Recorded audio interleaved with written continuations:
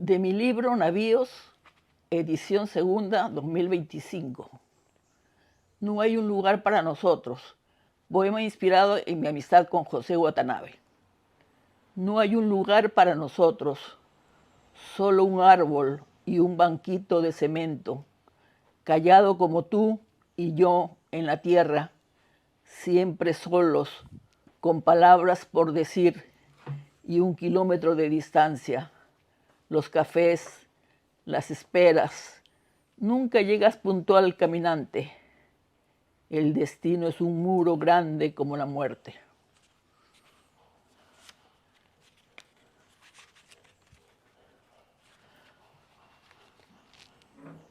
Siguiente. Marihuana amor. Fue hermoso como hicimos el amor la última noche. Parecíamos 2 monos chillones en su luna de miel, murmurando sonidos extraños en un vuelo inacabable. Mis piernas se abrían como un valle quieto. Caminaste en él lleno de furia y fuiste su mejor habitante. Este poema fue dedicado a León y mi primer novio, esposo, pareja. Conservamos una buena amistad felizmente.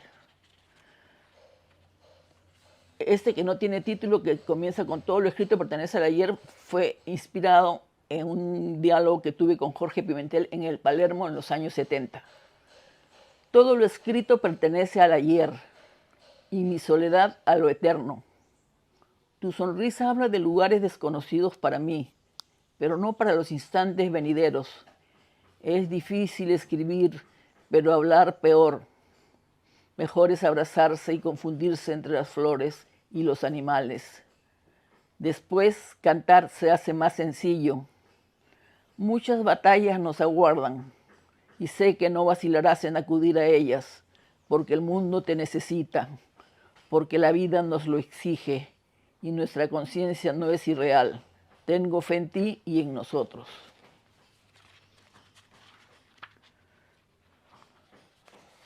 Retorno a la realidad. Sucede que me invadió la angustia. Seguir soñando es morir. En este mundo hay que gritar, aunque sea un poquito.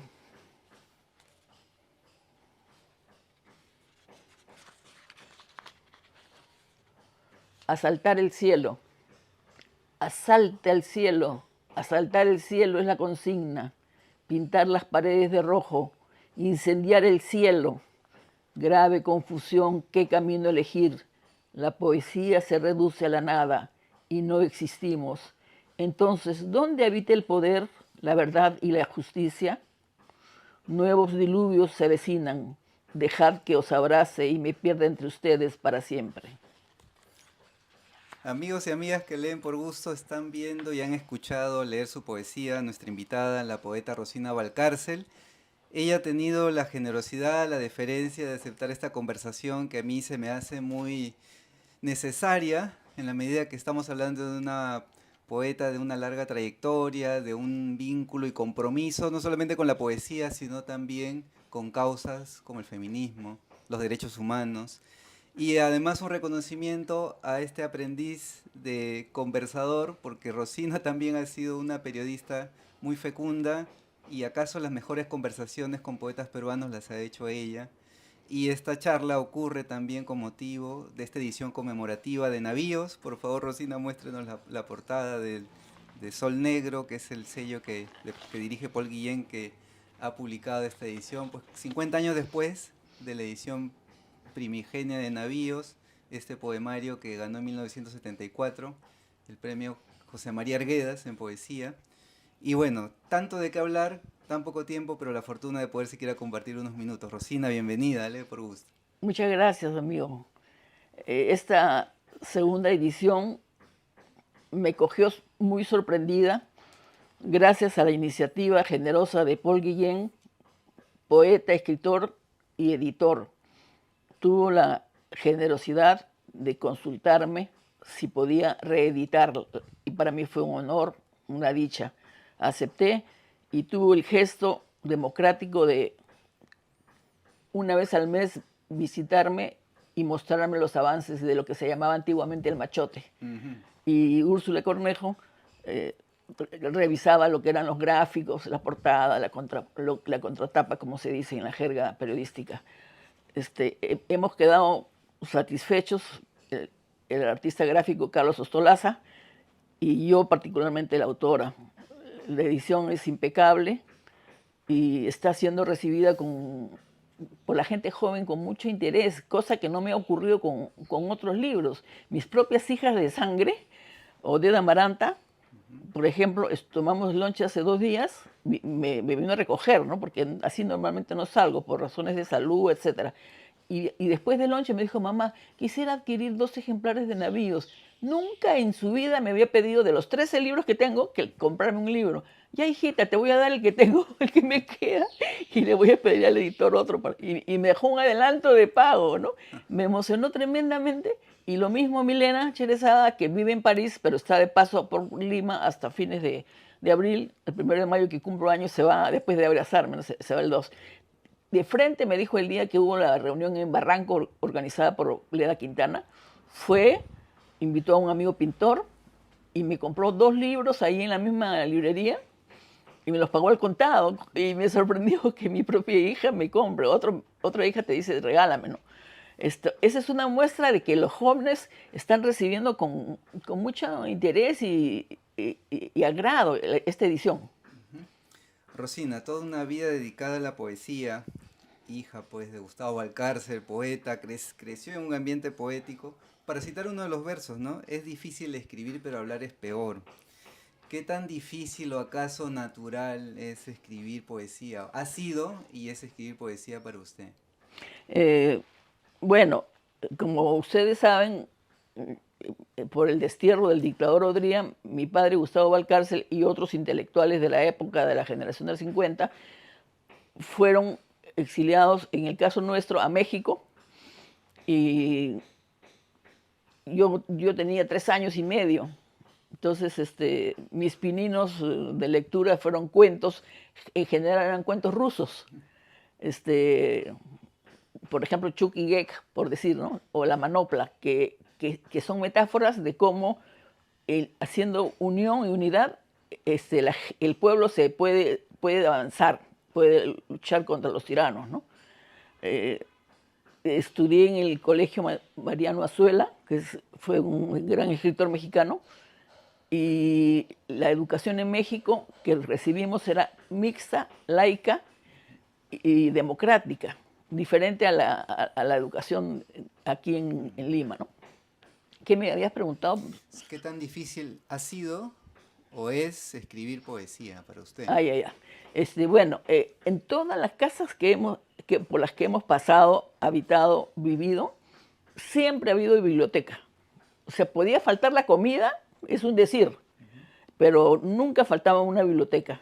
Entonces, mi padre no nos agarraba de la mano y nos decía, lean Tolstoy, lean a Tolstoy. No nos decía eso. No nos decía, lean a Dostoyevsky, no. Pero estaban los libros ahí. Entonces, cada uno según su inquietud. Entonces, yo era muy inquieta, traviesa y me gustaba hurgar, ¿no? Los libros, mirar. Y apenas pude leer, abracé la literatura de a pocos, ¿no? Comencé leyendo a Nicolás Guillén, por decir, el gran poeta cubano, que tenía un ingenio, que tiene su poesía un ingenio y una musicalidad muy original, o a la poeta panameña Elsa Alvarado de Ricor, a quienes conocí, ambos los conocí, algunos en México, otros en su país, en Cuba o en Panamá, ¿no?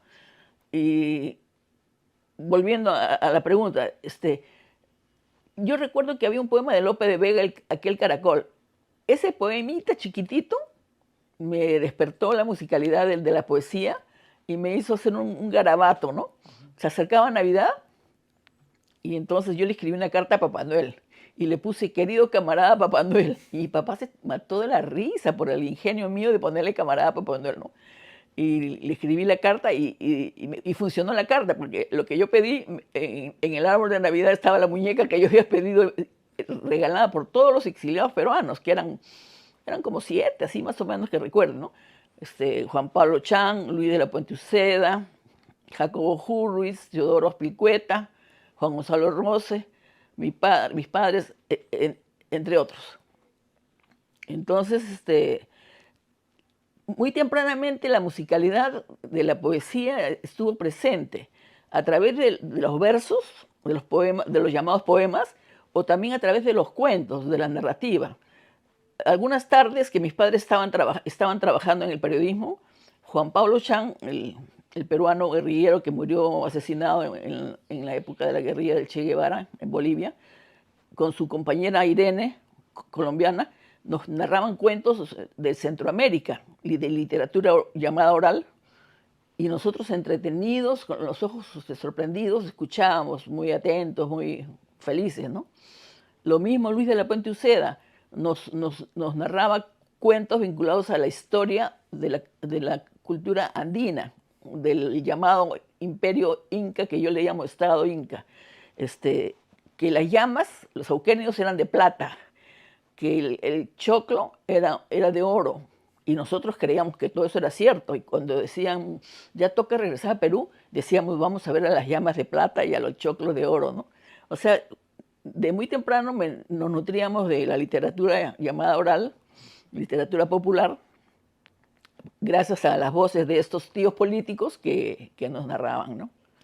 Entonces escribir ha sido muy natural, de crecer en un Sí, ambiente, sí. ¿no? Sí, sí. Y ya cuando vinimos a Perú, que fue 9 de diciembre de 1956, fuimos a vivir a Barranco, Colina 201, la casa de una hermana de mi mamá, y con unos primos hermanos, ¿no? Y de frente a Barranco, al balneario, al Puente de los Suspiros, a todo ese ambiente, ¿no? Y, y luego al Colegio Montessori, frente al Cine Azul, y, y después al Fanning, ¿no? Al Teresa González de Fanning, que si bien la religión católica era la que dictaminaba los cánones y patrones del día, tuve la fortuna de tener algunas o varias compañeras fraternas, solidarias y con sentido del humor. Y a una maestra, Ada Pastor, que ella sí me decía con la regla, lea los hermanos Karamazov, lee La Guerra y la Paz, y me dictaminaba. Y yo iba a mi casa y leía, y regresaba a la siguiente clase y le decía, este es mi resumen. Sigue, tú vas a llegar a ser una gran poeta. O sea, yo no me la creí nunca me la creí ni en secundaria ni en San Marcos. O sea, no me la creí. O sea, yo decía, es una profesora cariñosa, punto, ¿no? Pero realmente sí influyó. Rosina, para ubicarla a usted generacionalmente, hay ahí todavía algunas complicaciones, ¿no? Se vincula más usted con poetas del 70, pero su primer poesía, su primer poemario del 66, Senda del Bosque, está emparentado con temáticas del 50, 60, 70, 50, ¿no? Eso quizás, pienso, viendo también como en los estudios literarios se tiende pues a ubicar por generaciones, por afinidades temáticas, como que esta insularidad, ¿cree usted que ha impedido que se conozca más su obra, que se valore más su obra? ¿Qué piensa usted? Este, yo recuerdo que cuando ingresé a San Marcos de frente, del colegio de frente entré a San Marcos, no había academia en esa época, no había nada, ¿no? Ingresé sin duda, de frente ingresé. Y conocí al maestro Antonio Cornejo Polar en los pasadizos, ¿no? Y conversábamos, platicábamos, ¿no? Pero luego ingresaba a las aulas donde él sí dictaba a alumnos matriculados, pero yo no, pues yo era de preletras, pues yo era mucho más joven que la generación a la que él llegaba, ¿no? Pero Hildebrando Pérez Grande tuvo la intuición, diría yo, sin ninguna vanidad, de invitarme al grupo Piélago a participar en lecturas internas de autores que en Argentina publicaban la editorial Fabril, me parece. Autores hindúes, chinos, mexicanos, argentinos, árabes, franceses. Y yo desde entonces abracé a la poesía francesa, la abracé desde entonces y nunca más la dejé, ni tampoco me dejó, ¿no? O sea, ha habido una interrelación muy fuerte con la poesía francesa, la mayoría surrealista y la mayoría comunista, ¿no? O sea, había una coincidencia, ¿no? Dijéramos. ¿Cuál era la pregunta? Me escapo. No se preocupe, la generación, ¿no? Ah, ya, ya. ¿En qué generación Ya, ya, ya. se ubica usted, Ya, ya, ya. no? Ahora sí, retomando Piélagos eran de la generación del 60, Ujú, 60, 60. Invitaban a algunos poetas de 50 como Romualdo, Gustavo Valcárcel, ujú, por citar, ya, Francisco Bendezú, por citar, ¿no? Pero más eran del 60. mm, Y del 70 solamente éramos Guillermo Cunio y yo. Los dos, los más jóvenes de todo Piélago, y cuando hacen estudios sobre Piélago nos ignoran, sobre todo a mí que soy mujer mm. y soy una de las menores, me ignoran, pero a mí no me resiente porque el machismo es lo que ha imperado pues, en la historia de las literaturas universales, ¿no? Pero yo sí me considero, y con que yo me considere suficiente, ¿no? Sí. Yo me considero más entre la generación del 68 y 70, Mm. pero mis simpatías eh, por Piélago viene por una suerte de gratitud de que me hayan acogido, siendo yo tan chibolita como se dice Mm. ahora, ¿no? Porque hubo un concurso que organizó Tomás Escajadío O'Connor y, y el azar permitió que Ricardo Silva Santisteban obtuviese el primer premio y yo el segundo en poesía. En narrativa fue Ramón Aranda y otro después en Desierto, ¿no? Y el agregado cultural de Argentina fue a la hora de la premiación y dijo que había una suerte de empate entre Ricardo Silva Santisteban y Rosina Valcárcel. Y yo me sentía totalmente normal, o sea, para mí era lo mismo, ¿no? Pero el agregado cultural hizo una especie de sorteo así en la mesa y dijo, bueno, aquí he sacado un papel y sale Rosina Valcárcel. Ella es la que tiene el premio y ella se va a ir a Argentina y nosotros le vamos a dar el pasaje aéreo de ida y vuelta. En esa época los aviones se llamaban CAME, eran unos aviones gigantes. Me iba a ir por 15 días y al final me hicieron quedar un mes. Ahí viví la cultura juvenil de Argentina y el peronismo juvenil, el socialismo juvenil de los argentinos y argentinas, y las librerías que eran una maravilla, y los cafés también, ¿no? O sea, tuve esa experiencia Mm. que me acercó mucho a la poesía y a la política no tradicional, no convencional. Por decir, no me preguntaban, ¿y la Juventud Comunista Pro Moscú cómo está? No, y yo estaba vinculada a ese escenario. Pero en cambio sí me preguntaban, ¿y el APRA cómo va? Yo decía, qué raro que les interese el APRA, ¿no? Y mi novio era aprista, pero yo no hablaba mucho, ¿no? Y las guerrillas del ELN y del MIR, ¿por qué han fracasado? Entonces yo le decía, bueno, no es que hayan fracasado, sino que el movimiento campesino no ha sido muy sólido y la infiltración de los militares ha sido muy grande y eso ha hecho que haya un fracaso militar, pero no es un fracaso ético, ¿no? Entonces, Argentina me abrió los ojos en varios sentidos, ¿no?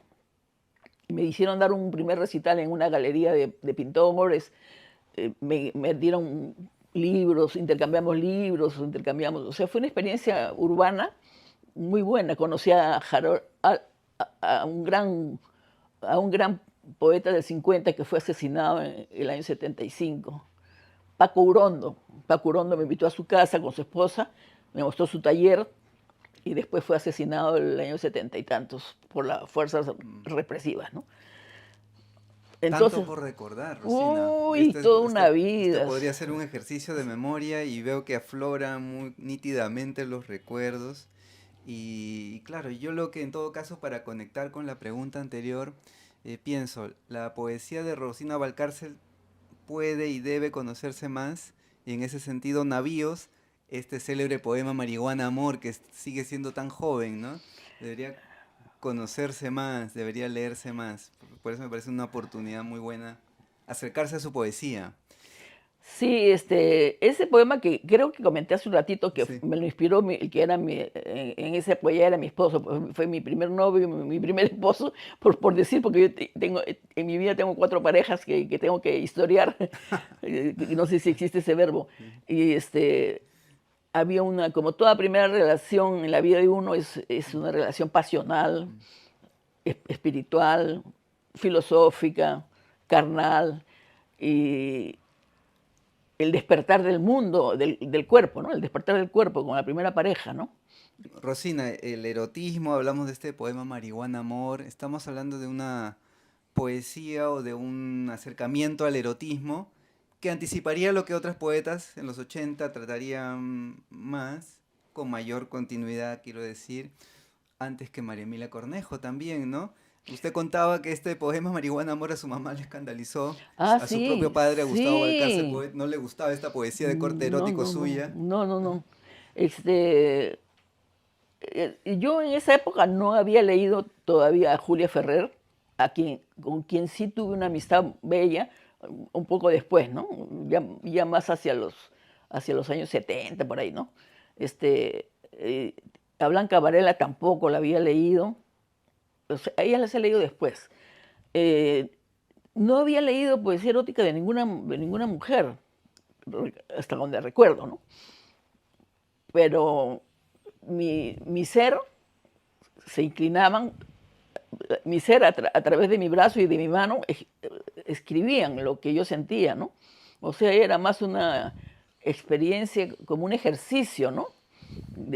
Espiritual y físico que me salía, que me nacía, no estaba nadie me había dictado, haz esto, haz lo otro. Más bien, me acuerdo que yo tenía crédito en una farmacia de mi barrio San Eugenio y cuando fui a comprar unas medicinas me dijo la dueña, a usted no le voy a dar crédito, usted es una mujer poesía erótica, váyase aquí, y me votó. Y luego en San Marcos, el tal Guadalupe, el tal Jaime Guadalupe, miserable, en la pared que da al taller de poesía de San Marcos, puso abajo la poesía erótica y una flecha y mi nombre en iniciales, ¿no? Y yo me acababa de accidentar en el 1 de febrero de 1977 con Lucho Roca, que fue mi segunda pareja, el que es director del Museo de Saña, Museo Afrodescendiente. Nos accidentamos, él se fracturó el brazo, hasta ahora tiene su clavo, y yo me luxé 5 vértebras de la columna y 2 fracturas del talón izquierdo. Y este tipejo, en lugar de dar solidaridad a 2 compañeros, burlándose, un imbécil, ¿no? Pero bueno, o sea, esas fueron las consecuencias de la poesía erótica, las burlas, las ironías, ¿no?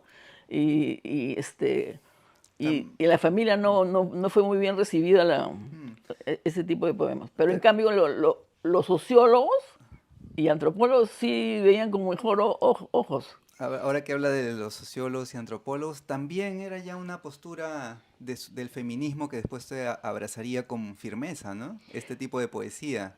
Sí, A una sociedad tan conservadora de la época, usted habla de un personaje del año 74, mire, 40 años después la cosa no ha variado mucho, pero ya era un pronunciamiento acaso feminista suyo desde la poesía. yo creo que sí, tienes razón, pero era una cosa de intuición.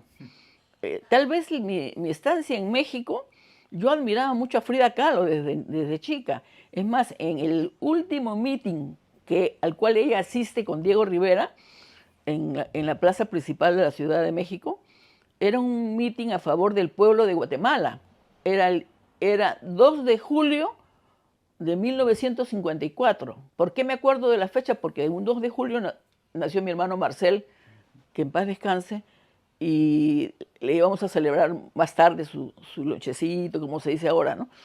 Pero mi padre me dice, ¿ves esa mujer con rebozo y unas argollas grandes? Ella es la famosa Frida Kahlo. Yo la conozco. No la podemos interrumpir porque está con yeso, está con una enfermera, pero quiero que la mires bien, nunca te olvides de ella. Y me la señaló con su manito y la vi y me detuve a mirarla y realmente me impresionó. Era como una diosa que asomaba en medio de la multitud, ¿no? Después de ese meeting, a los 10 días murió, pero me quedó grabada la imagen de ella, la imagen física, ¿no? Y poco a poco, ya cuando ingresé a San Marcos y ya cuando Frida Kahlo comienza a asomar en América Latina, que ha sido mucho después, y en Perú también después, gracias al Centro de la Mujer Peruana Flora Tristán, tengo una amiga ahí, por ejemplo, Diana Miloslavic Tupac, que ha sido ministra de la Mujer hace pocos años, Sí. por decir ella, Marisa Villavicencio, que es una arqueóloga, historiadora, que investiga los payares, etc. Gracias a ellas he conocido a las pintoras mujeres feministas como Frida Kahlo, como Leonora Carrington, por citar 2 de las 3, hay una tercera que ahorita se me ha olvidado, que son feministas Y, y su obra expresa ese feminismo, ese dolor de mujer frente a sociedades injustas, patriarcales, ¿no? Machistas. Rosina, no quiero dejar pasar la oportunidad de pedirle una reflexión sobre la escritura de poesía, pero en cuanto a la forma, ¿no? Usted ha explorado el verso corto, perdón, el verso corto y el verso largo, o la prosa también poética, ¿no? Y es un reto porque, claro, el poema corto requiere de una fuerza para que quede, ¿no? Este poema Marihuana Amor, o el que abre navíos también, ¿no? Eternizar la mirada, ¿no? Eh, y el otro poema largo que puede en el camino Ser más debilitarse, coloquial. ¿no? Y claro, ser más coloquial y debilitarse. ¿Cómo ha afrontado esas maneras Sí, de bueno, la escritura? verdad que siendo sincera, no he pensado, no he filosofado sobre este aspecto, pero me parece sumamente importante. Otros autores, mejor dicho, críticos, sí lo han hecho. Eh, por decir, Juan de la Fuente Umetsu, el día de la presentación de Navíos, fines de noviembre del 2024, se acercó y me dijo, dedícame tu libro. Y me dijo, mira, eternizar la mirada de todo lo que amamos, ta, ta, ta, ta. Este es un epigrama, pero también es un haiku, me dijo. Tu poesía abre una perspectiva que no ha sido tocada por mujeres de tu generación. Gracias, le dije, ¿no? Y así como él, otros autores mayores que él me han dicho, tu poesía, tus poemas son epigramas. O Marco Martos, en la época que habían ciertos puntos en común, me decía, tu poesía me recuerda a la poesía china, según él. Otros me han dicho, tu poesía me recuerda a la poesía española. En fin, me hacían similitudes de poesía que yo no conocía y que ellos la traían en cuenta. Yo sí recuerdo que mi mano, porque no sé si por homínido que somos, mi mano me llevaba a escribir poemas cortos. No sé por qué razón. Y Jorge Pimentel un día me dijo, Rosina, tus poemas cortos son muy buenos, pero vas a llegar a escribir una poesía de mediana extensión o de larga extensión que va a ser superior. El loco, como lo decimos de cariño, me lo decía eso en el Palermo entre cafés y cafés, ¿no? Y, y fue espontáneamente, me fui acercando a una poesía menos, menos, menos breve y un poquito más extensa, entre navíos y una mujer que ante medio del caos se van dando pasos, ¿no? Por ejemplo, en Navíos está el poema 4 de septiembre, que con Paul Guillén polemizamos por, ¿cómo se llama? Que no es correo, sino que es ni tampoco Facebook, ni tampoco WhatsApp, que se escribe en forma oculta. ¿Qué, un chat? No sé. ¿Qué sería? Como un messenger, ¿no? Un Messenger. Ya. Por Messenger polemizamos con Paul porque yo le decía a Paul, el poema 4 de septiembre, dedicado a Leoni, Leoni fue mi primer novio, mi primer esposo, el papá de mi primera hija, el abuelo de mi única nieta, y hasta ahora conservamos amistad, siendo él aprista, subrayo eso porque siempre en el Perú y en todas partes del mundo las diferencias de partidos crean muchos distanciamientos entre las parejas, ¿no? Distanciamientos que perduran a lo largo de la vida, ¿no? ¿Qué me estabas preguntando? Yo me olvido. La forma corta y la forma larga de la poesía, pero pienso también que es Ya, el tema, quizás el lo que me que... decía Paul, Sí. ya. Paul hace una interpretación interesante en el prólogo inteligente y agudo y novedoso que nos ofrece en Navíos 2024. Sin embargo, yo recién hace 2 días, porque yo leo a Paso de Tortuga, pero ese paso de tortuga me permite ir reparando en aspectos que no he visto antes. Desde que han nacido Navíos hasta hoy, recién hace 2 o 3 días, le dije, Paul, he reparado el 4 de septiembre, el poema 4 de septiembre, tú tienes esta interpretación, pero yo tengo otra.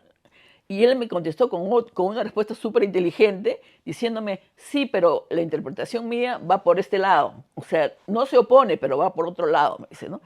Y me di cuenta que es cierto, pues que la posición suya iba por otro lado, pero que no se oponía a la mía. La mía es que 4 de septiembre, el que era mi pareja, mi esposo, Y yo teníamos una virtud. Todas las noches que él estaba en Lima, porque viajaba mucho a provincias, este, eh, dialogábamos al estilo de Platón, sin ninguna vanidad. Nos poníamos a dialogar sobre Rabindranath Tagore, sobre los poemas árabes, sobre poemas hindúes. Mucho dialogábamos. Es la pareja de mi vida con el que más he dialogado. Y no lo digo ahora que felizmente todavía está vivo, sino que lo digo porque es un ajuste de cuentas, ¿no? Con él dialogábamos mucho y los dos nos enriquecíamos, ¿no? Él se enriquecía con mi poesía y yo me enriquecía con su filosofía. No obstante que él estudió sociología en San Marcos y fue secretario general de la Juventud Aprista durante 2 periodos consecutivos, teniendo posiciones diversas, ¿no? Bueno, otra vez me perdí. Yo la voy a encauzar, no se Ya, preocupe. Ahora quisiera hablar sobre poesía y política, ¿no? Hablando del poema justamente, 4 de septiembre, hay poemas dedicados también a Javier Heró, mencionaba a Gardo Tello. guerrilleros, ¿no? Juan Pablo Chan. Pues le quiero preguntar, ¿no? Si se puede hacer política desde la poesía o la poesía más bien decanta o retrata algunas inquietudes de lo que acontece donde vivimos, no podemos eludir lo que nos rodea, ¿verdad? Yo diría Ujú. lo segundo que acabas de mencionar. Yo creo que la poesía nos lleva a la ética y a la política. No es al revés. Aunque a veces ocurre, como hace pocos meses que en la base naval del Callao falleció un militante del MRTA, Ricardo, ay, ¿cómo se apellida? No me acuerdo el apellido. Es uno famoso, el segundo después de Víctor Polay. Mm. Estaba enfermo, muy enfermo del pulmón, y por supuesto que a los militares no les interesaba llevarlo al hospital para que se sane, ¿no? Entonces, el, este militante falleció prácticamente abandonado a su suerte y ni a su familia le permitieron, ¿cómo se dice?, apoyarlo, ¿no? Y entonces, no sé quién fue a la morgue a reconocerlo, no recuerdo bien la historia, pero lo que sí recuerdo es que el impacto de su muerte fue tal en mí, pero tan fuerte, que solamente lo he visto en mi vida una vez, en casa de mis padres, porque él fue también de PC mayoría. De PC mayoría es que pasa después a la MRTA, ¿no? Este, fue tal el impacto que sufrí que en el mismo instante que recibí la noticia por Facebook, escribí un poema. Ni lo corregí y lo lancé. Lo lancé como una protesta, como una denuncia, que no puede ser que este país sea tan injusto, tan cruel, tan hostil, ¿no? Sobre que el hombre ya tenía 29 años de preso político, sin ningún derecho a nada, sin ningún derecho a su salud, ¿no? Que era elemental, no era que estaba con una pistola en la mano, estaba con un cáncer a los pulmones, ¿no? No me acuerdo el nombre de la persona, pero es conocido en todo el Perú porque salió la noticia en todas partes, ¿no? Ujú, Y ha sido hace 3 meses más o menos, ¿no? ujú, Entonces, ahí fue, en este caso sí, la realidad inspiró a la poesía, ujú. pero hay otros casos en que la poesía este, inspira trata de trastocar a la realidad, ¿no? O sea, es de ir y de vuelta, ¿no?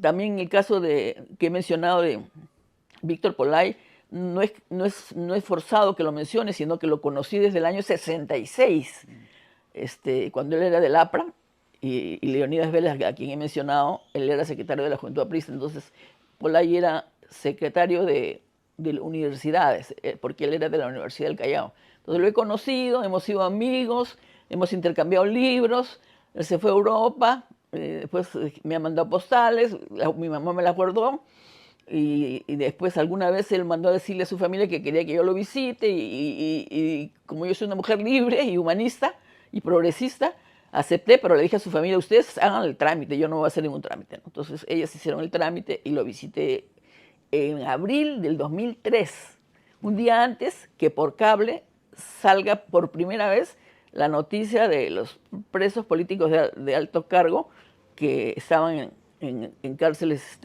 cerradas, ¿no? Mm. Y me tocó visitarlo y verlo después, no lo veía desde el año 81, 82. Le di un abrazo fraterno y platicamos de diversos temas, ¿no? Él estaba más al tanto que yo de sucesos que ocurrían en el Perú y en América Latina, ¿no? Pero bueno, ya me estoy distrayendo. Sí, ¿no? Poesía y política, ¿no? Sí. Ah, bueno, y Sí. él qué me dice, Rosina, y le dije, ¿y ese radio que tienes ahí, de dónde salió? Me dice, no lo vas a creer, pero me lo trajo Paniagua, me dijo. Paniagua me lo trajo. ¿Qué? Sí, me dijo. ¿Y qué cosa crees que puse? Aprendí el volumen, Radio Miraflores, Eduardo Rada. Presento a la poeta Rosina Valcárcel. Van a dedicarnos 2 poemas. Y uno de los poemas me lo dedicas a mí, me dijo. 6 de Yo, abril se llama ese sí, sí, poema. sí, sí, sí, sí. 6 de abril, Y yo está en me quedé contradanza. atónita, me quedé de esa sorpresa, ¿no? Después me dijo, sí, que has estado en Panamá en un congreso anfitriónico que han ido de varios países de América Latina y de Perú han ido Héctor Béjar, Linda Lema y Rosina Valcárcel. Y tú te has ido pagando tu propio pasaje y tu propio... tú siempre has sido muy fraterna, muy solidaria con las causas de diversas fuentes, ¿no? De diversos espacios, ¿no? Rosina, esto se lo comenté antes de grabar, es necesario también que lo diga ahora que sí estamos transmitiendo esta entrevista.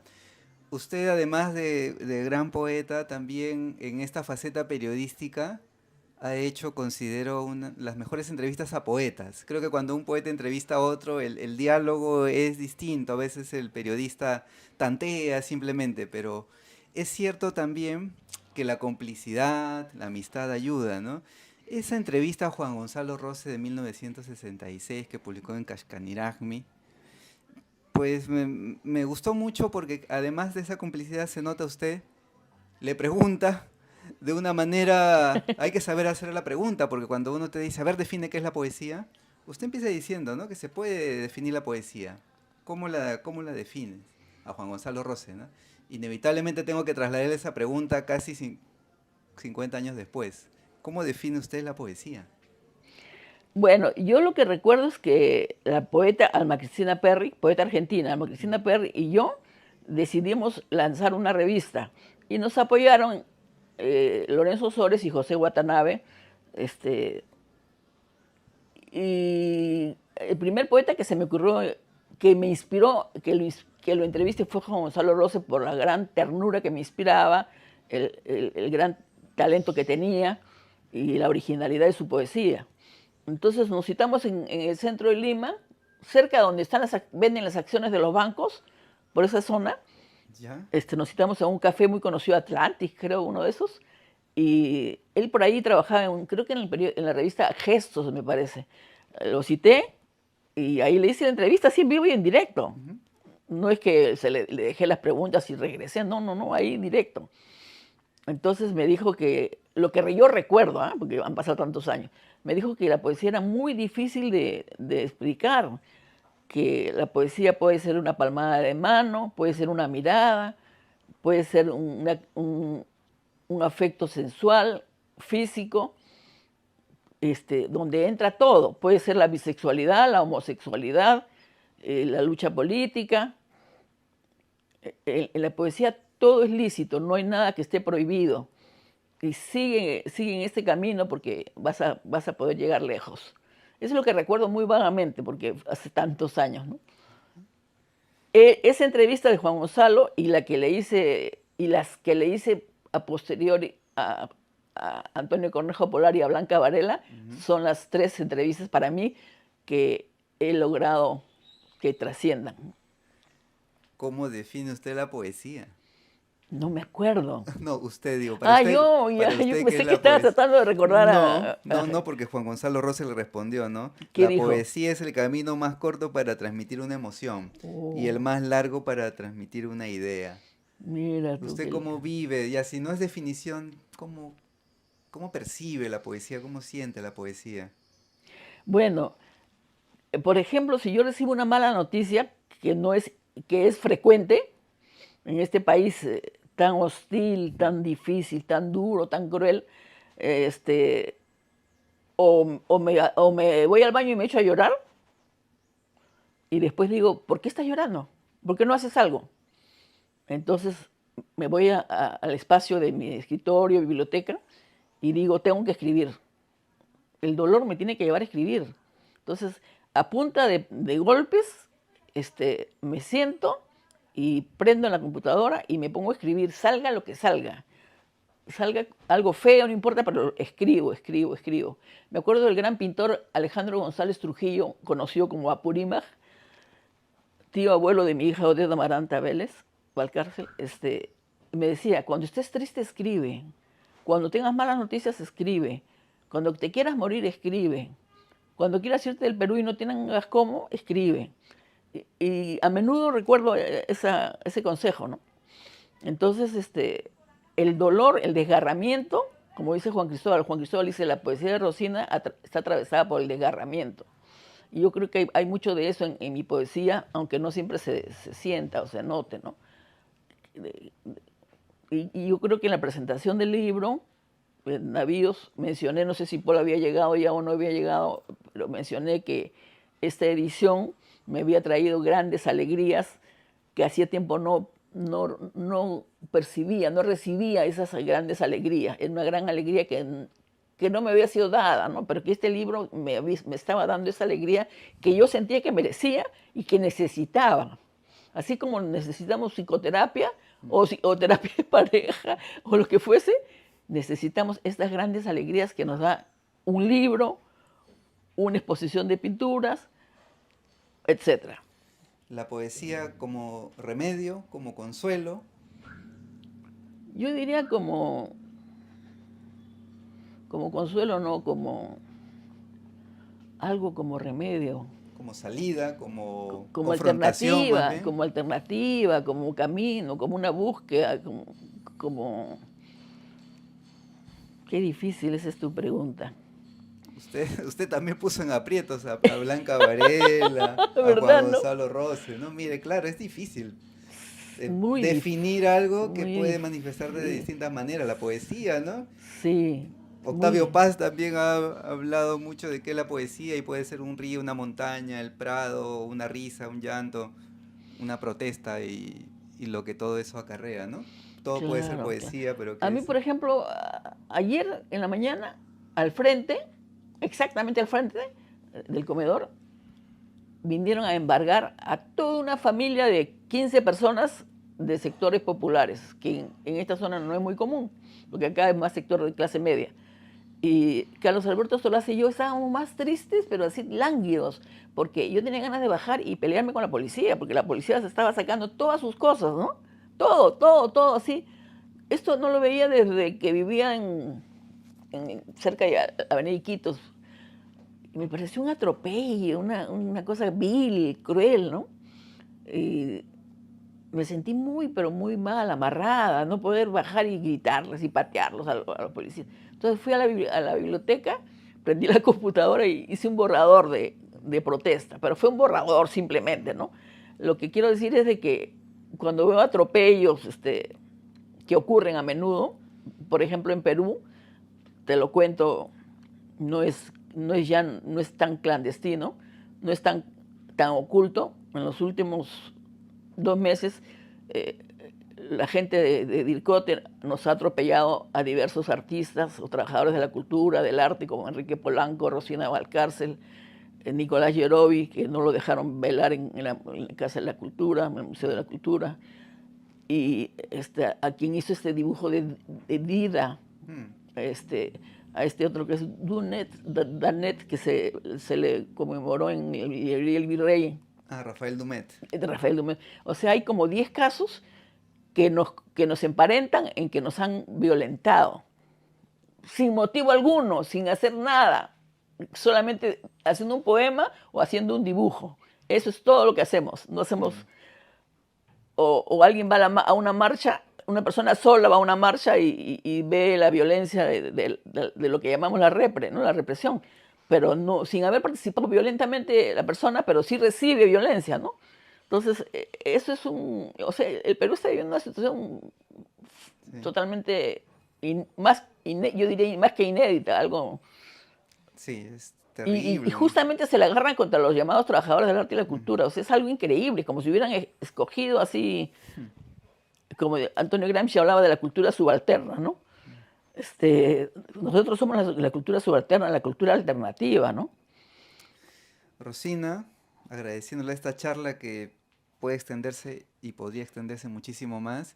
Quiero llevarla pues a esta sección de la página que se llama Lee por Gusto. Le comenté algo antes de grabar, sé que es un reto hablar de 5 libros. Ahí tenemos ya un autor fijo. Si tuviera que hablar de 5 libros, ¿cuáles serían?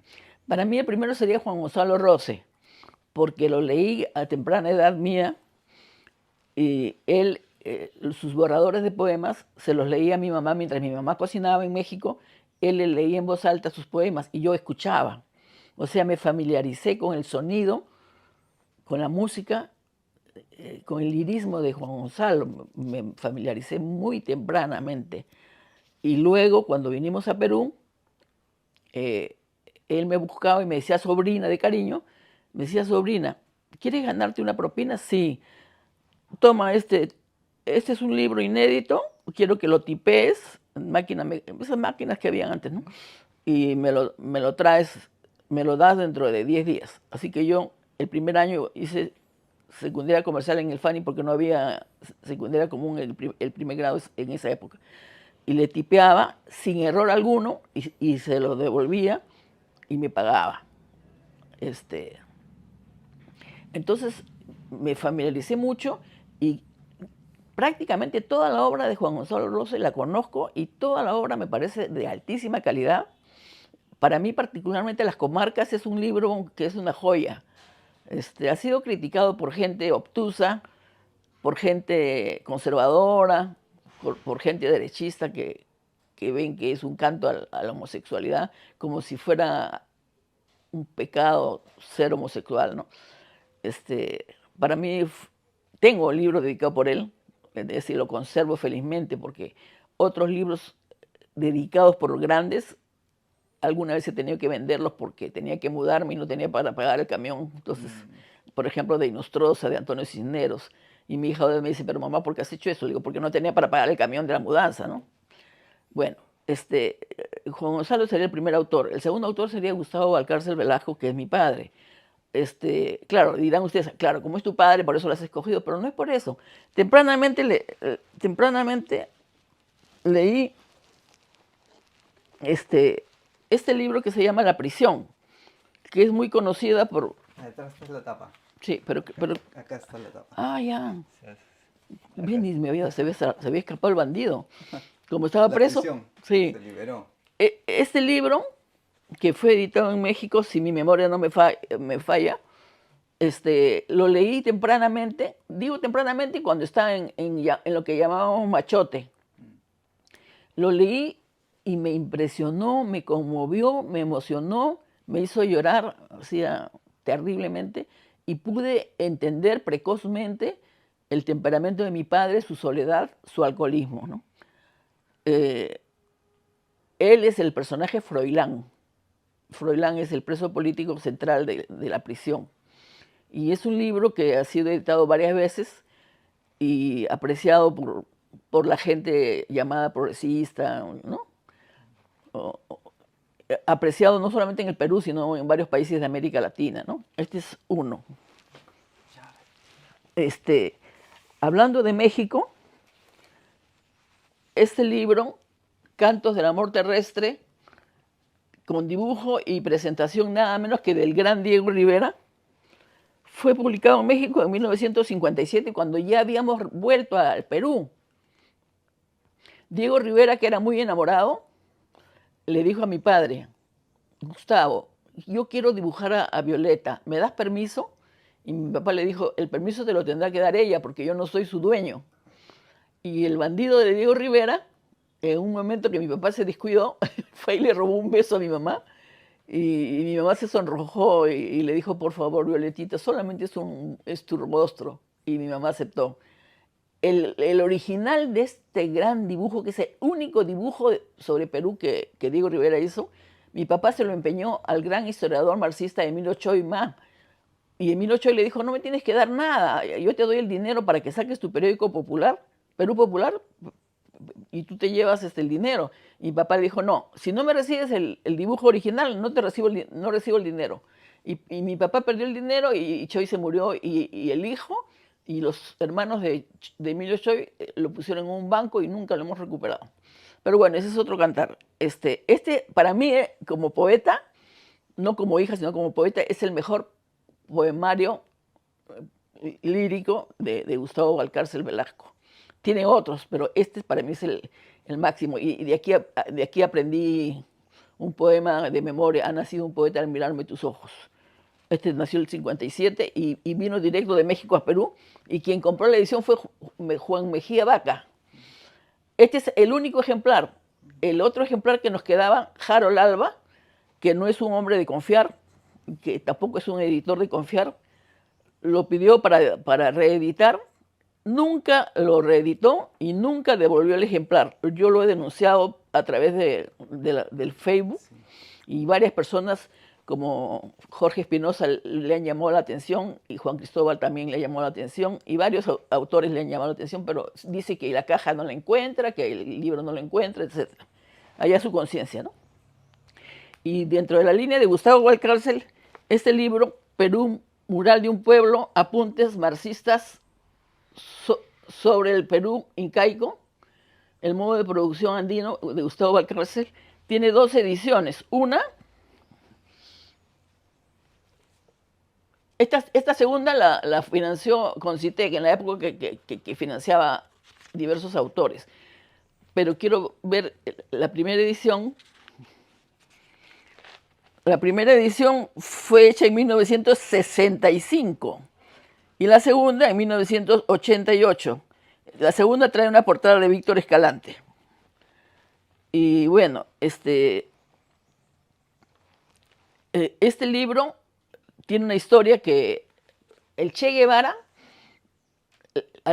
le preguntan: necesitamos un libro sobre Perú. ¿A quién escoge usted?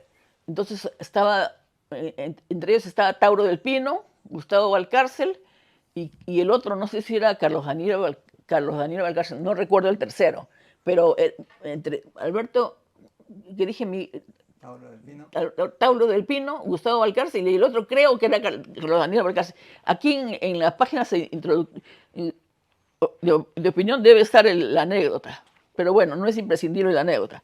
Lo interesante del libro es que yo, como antropóloga, he leído casi todos los libros que tienen que ver con el modo de producción andino, sea modo de producción asiático, de Godelier, que es el autor de ese esquema de modo de producción.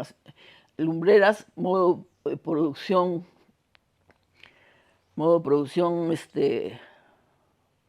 andino. Gustavo Valcárcel, otro tipo de modo de producción, y yo manejo el esquema de modo de producción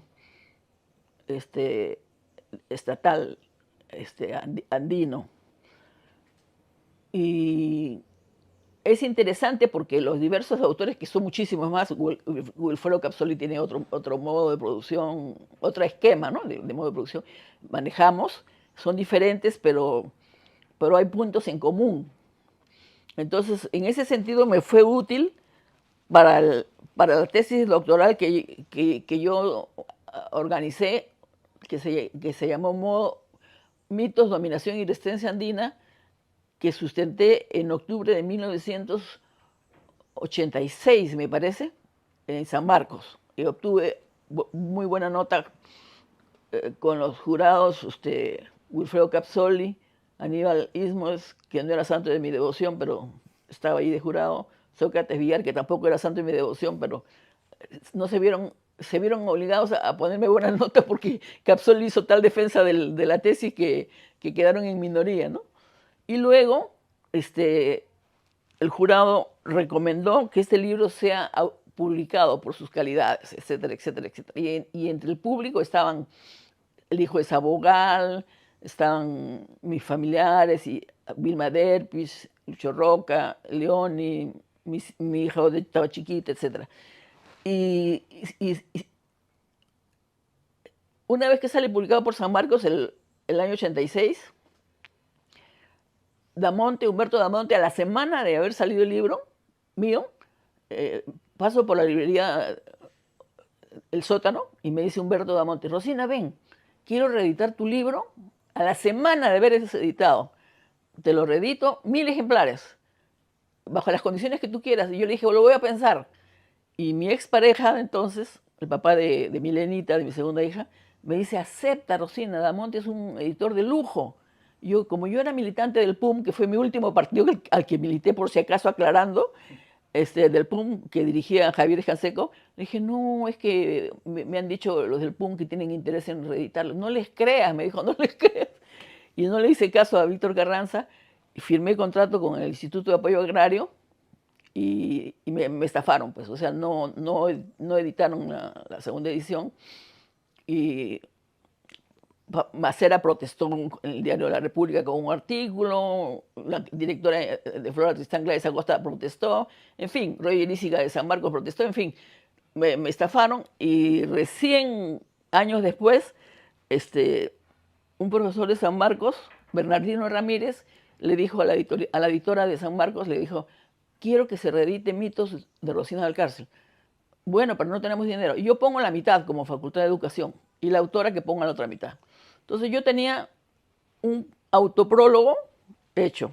Tenía el prólogo inédito de Macera, tenía la segundo prólogo de Capsoli y tenía la revisión y corrección de todo el libro, en la que incluía temas que no había tocado en el primer libro.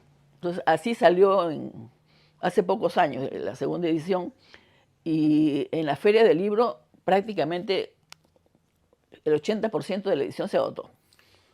El tiempo también se está agotando, Rosina. Solamente quiero que mencione 2 o 3 nombres más de autores que usted considera importantes para usted. Bueno, Blanca Varela, a quien leí recién en el año 90, y la conocí físicamente en un encuentro de escritoras samarquinas. Cuando Sandro Chiri me invita a que escriba en su revista La Casa de Cartón, elegimos a Blanca Varela, aceptó la entrevista, y la hice una entrevista de largo aliento y de largo tiempo, y le hice una pregunta muy dura. Blanca, cuando su hijo vivía, usted era una persona un poco dura, un poco adusta, y ahora que su hijo ya no está, la noto suelta, expresiva, cariñosa. Yo dije, ahorita me manda al carajo, ¿no? Y me dijo, Rosina, lo que tú dices es cierto. Yo había soñado hace tiempo que mi hijo se moría, y de esa manera, me dijo. ¡Ay! Las lágrimas se nos salieron, ¿no? Fue un momento terrible, ¿no? Pero me dijo, Rosina, agradezco que seas una persona horizontal y que me traigas las preguntas y que me traigas después el machote y que me des para que corrija la versión final. Eso no lo hacen otros periodistas, me dijo. Tienes esa virtud, no la pierdas nunca, me dijo, ¿no? Esa fue Blanca Varela. Y el otro fue Antonio Cornejo Polar, que para mí ha sido uno de los mejores críticos literarios del Perú y de América Latina. Yo diría en el Perú junto con Manuel Jesús Vaquerizo. Un crítico literario máximo, así, democrático, inteligente, talentoso, con un ojo avisor, un ojo de águila, y muy permeable, muy expresivo, muy generoso en su espacio físico, y con sus libros y con sus opiniones, ¿no? Le debo mucho a Antonio. Yo también le debo mucho por esta conversación y también quienes han podido escucharla y verla. Creo que era necesario conversar con usted, Rosina, así que esto que también sea una suerte de homenaje necesario, pero el mejor homenaje para un poeta es que lo lean, así que esta es una invitación también para acercarse a la poesía de Rosina Valcárcel. Muchas gracias por recibirnos en su casa. Gracias a ti, Y gracias también a querido quienes nos han compañero. seguido y nos vemos pronto. Hasta luego. Hasta luego.